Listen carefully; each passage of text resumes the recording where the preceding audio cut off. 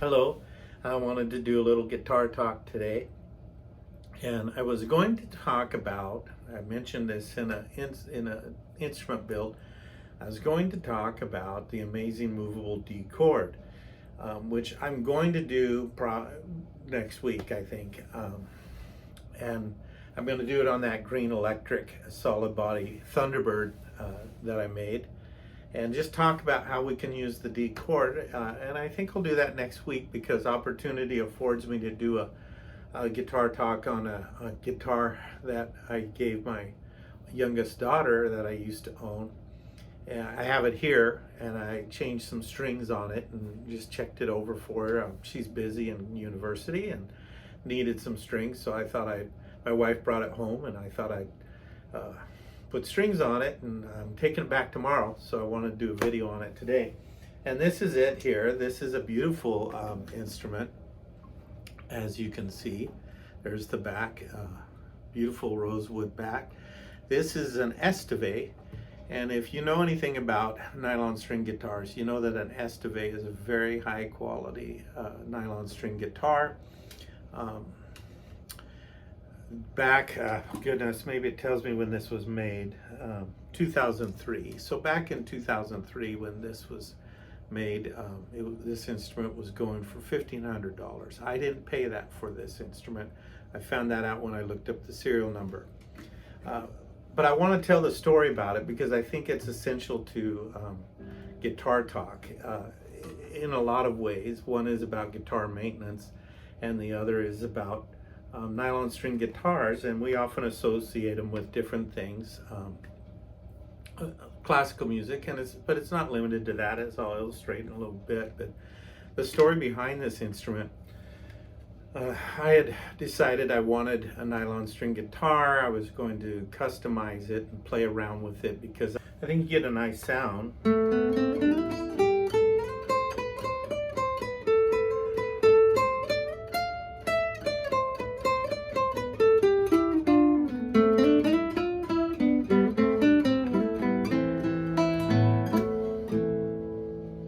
And I think that sounds pretty exclusive to nylon strings that you don't get on steel strings, and even in different genres of music, you get kind of a fat sound to an electric that is pretty charming. So I thought I'll get one. I'll find one in a junk store or something, and because I was gonna refinish it and rework the whole thing, and so I went to a place that sold a lot of used stuff.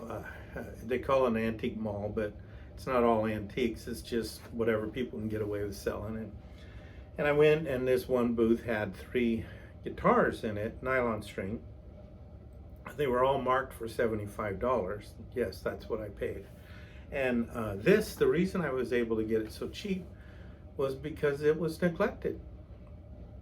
And that's one of my pet peeves about instruments. And it was, you wouldn't know it to look at it. It's so beautiful, but it was blackish. It had kind of black dirt and grime all over it. It was sticky. The strings were black and ugly, and some were broken and just frazzled. And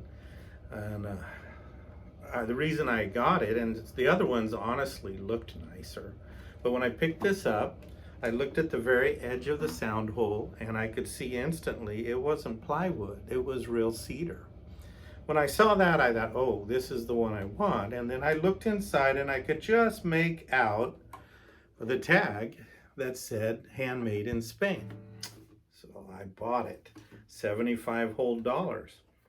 And I thought I could come home, and if I had to refinish it, if the finish was messed up, I'd respray it, I'd refinish it, I'd make it look nice again, kind of like a whole build over. And but the first step was I took the old strings off, and the more I looked at it, the more I realized it looked to be in pretty good shape. So I made up some Murphy's oil, soap, and water mixture, and I started cleaning it. And the more I cleaned it, the more perfect it looked. And I could see there were no marks in the finish at all, that it was like a brand new instrument. And so I just cleaned it all up, and then I put new strings on it, and I started playing it. and I fell in love instantly with this instrument. The playability and the sound was excellent. And once I fell in love with it and knew I was going to keep it, or thought I was going to keep it, I decided to commit a sin against it, I suppose, some people thought, and customize it for me. So, according to this tag, in 2014, the customization tag I put inside, I customized the neck width and the fret height and the string height in 2014. And I took 1/8 of an inch off each side of the neck, and you know what I did? I just took my sander and I set it on there. Yes, I did. Sanded it down, took the finish off the neck, got it all smooth, got it the height I want, lowered the frets a little bit, lowered the string height a little bit, and just improved the playability. It's still a very wide neck, but improved the playability in a way that I thought I would enjoy. And I did. I most certainly did. And it came out great. The neck looks good. It's very playable, very smooth. Everything was just perfect. And began playing it. And what was funny about that was when I was deciding to change it, my daughter said, "Dad, you're taking a sander to a $1,500 guitar." I said, "I didn't pay that for it, and it's mine, and I want to." That's kind of my approach to life sometimes, I suppose, and did that. But here's the magic that happened. I narrowed it, and I put in some LR Bag classical guitar electronics in it, so it reproduces the classical sound very nicely. And I was playing it in church and doing a lot with it. But in the process of narrowing the neck, my daughter fell in love with this guitar and began to play. And it became her exclusive choice of guitar to play, which is why I gave it to her. And so you say, "Oh, you shouldn't have narrowed." Well, narrowing that neck made it a perfect custom fit for Charlie, who plays the guitar and used to lead worship in our church. And it still has that beautiful sound.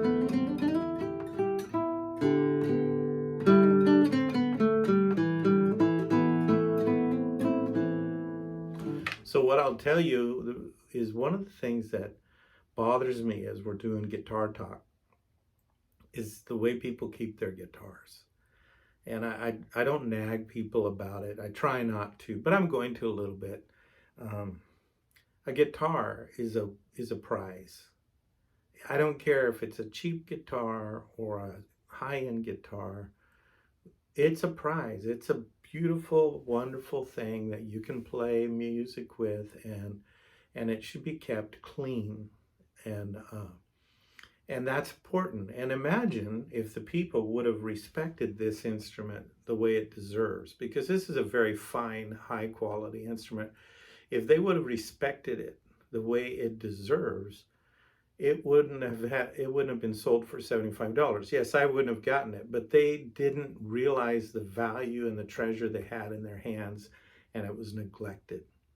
And occasionally, someone will ask me to work on a guitar, and I'll get it, and it's grimy, And I'm talking about people who own them and play them, and they're just playing them and hanging them up, just sticking around or leaning them up, and they're nicked and they're grimy and they're gooey and the strings are sticky, and sometimes the strings have a rusty feel to them, which means they're not practicing like they should.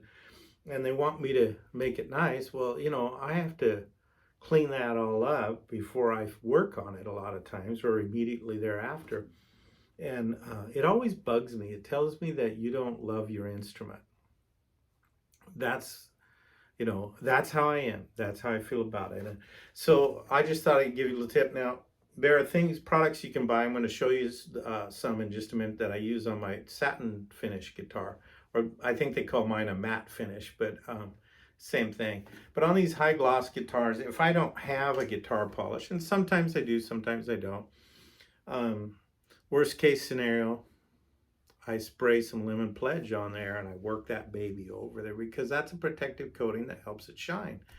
And I take a soft, like a soft cotton or microfiber cloth, and I wipe it down, and that's very important.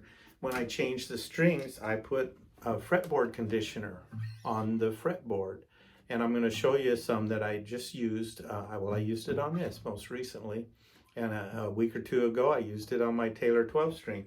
So you should always wipe your guitar down on a regular basis. Dust them. All the ones you own, whether you play them or not, they need to be kept clean. And if you're not going to be playing on, particularly on a steel string guitar, and you're not going to be playing a lot, you should, on your unwound strings, very important because of the way they get to feeling, you could just take a paper towel and rub it up and down on string to keep all the stuff off of it, because your hands are acidic. And just clean the strings, clean the fretboard when you change strings, oil it so that it has the conditioner in it and it won't crack. Polish it, wipe it down, keep the goo off of it. Don't leave it abandoned in a room that has high humidity or no humidity. If you live in a desert community, you should have a humidifier that you can put in the sound hole of your guitar, those little bracket that goes in here with a sponge. You put a little water to keep it from drying up and cracking. Nowadays, they even have some really high-end electronic ones out there that you can put in that humidifies your guitar. It tells you about it on your phone app. And I don't own one of those, but a guy was telling me about it at a music store. They're pretty cool. And if someone picks up your guitar, it tells you, so there's a lot of neat things if you're into gadgets, but you should take care of your instrument. That's a pet thing with me. Now what I'm using right now, the only example I have of guitar finish, this is a satin finish guitar cleaner, and it works on the matte finish 150 that I have hanging here. And it really is nice. This is a Taylor product, Taylor guitar. That's all that is. And I spray it on this microfiber cloth, and I just wipe the guitar down, and it kind of gives it a nice sheen. It keeps it clean, and because if you really look them over, you'll see they get little water marks and little things all over them, and it's just nice to wipe them down. And I slide it, if it's got strings, I slide my microfiber cloth down under the strings like that. And I get it clean. I look for it because I want this instrument to last a long time. And they matter to me. I like musical instruments. I like all kinds of musical instruments. If you followed me very much, you know that. And I've done the same thing with my saxophone, wipe it down, I swab it out, I wipe it down. Maintenance is important to anything, and musical instruments are works of art that produce art, and they should be kept clean and well taken care of. That's my opinion. If it's not yours, you should change, not me. So you know how that goes, and so that's what I use on my guitar. I use a satin finish on the matte finish guitar, and it does a great job. It was what was recommended by the company, and I go with that. You can get it in semi-gloss, gloss. You can get different guitar polishes on Amazon, at any music store, or Sweetwater, any outlet. And then I use a fretboard conditioner. This happens to be another Taylor product because it was a kit when I got it. And that's what I use on this. There are all kinds of them, that fretboard conditioners. They all work. I've used 4 or 5 different ones, and they all work. And they give the fretboard a nice clean look and a good feel, and keep it from cracking. So it's very important. I use a microfiber cloth on the finish because I don't want a lot of lint and stuff all over it. So that's very helpful. It doesn't scratch it. On the fretboard, I use a regular cotton cloth to do the conditioner because I don't want fretboard conditioner all over my microfiber cloth. But so that's the story behind this and why I think you should always keep them clean. When I bought this, I didn't know how beautiful of a guitar it was. It was a kind of a junk store find, and it was the best of 3 choices. And I thought, well, it has potential, but I expected to have to do a lot of work. And once I cleaned it, that's really all I did was clean it and put strings on it. I immediately had a beautiful, high quality instrument. And yes, I customized the neck, and thinking I was doing it for me, it was really for my daughter, which makes it even better because, she had smaller hands than me and she started playing and she still does. And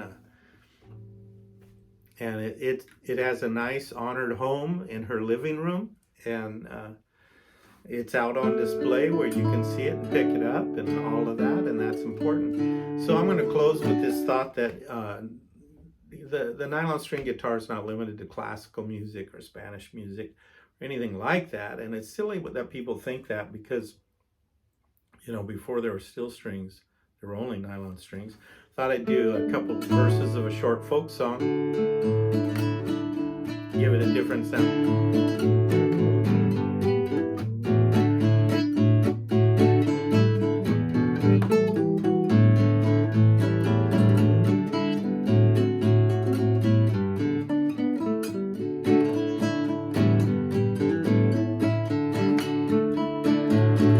Wish I was a woolly boogie bee.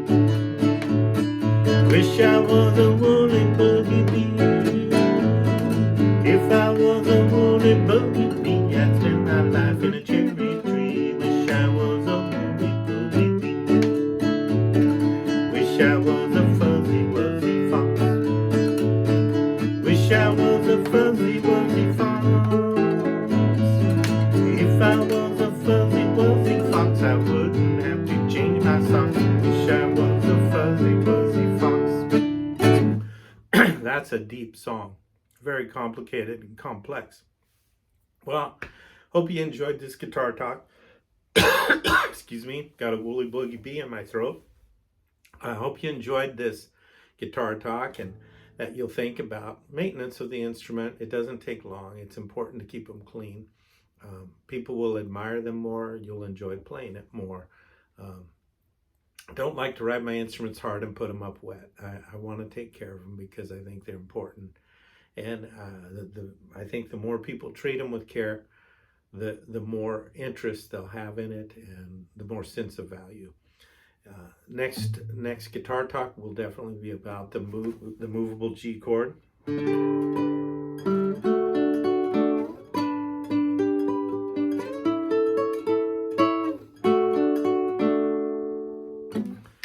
And we'll have some fun with that. Lord bless you till then.